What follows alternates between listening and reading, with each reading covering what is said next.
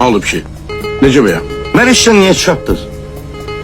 O gün oturmuşam, öz-özümə fikirləşirəm, götürü qoy edirəm ki, niyə görə siz mənə yaxı sizə qarşı ədəbsiz eləməmişəm. Daha bundan artıq neyniyərlər?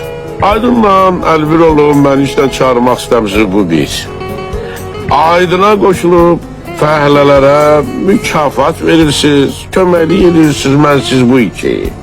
Sol cəbhəyə qoşulmuşam, bu üç. Fəhlələrə mən sizə verirsəm, bu da dörd. Əvvəla, mən Aydına qoşulmamışam, bu bir. Sol cəbhəyə qoşulan atasına lənət bu iki. Maddi yardım məsələsində mən sizinlə məsləhətləşmişəm. O ki qaldı ev məsələsinə. Bax, ev məsələsi. O nədir qocanı öyrədib göndərmişəm mənim üstümə? Gecə-gündüz kabinetimdən əl çəkməyik. Musa məndən xahiş eləmişdi. Musa kimdir? Sizin oğlunuz dedi ki, bu yaxınlarda qohum olacaq.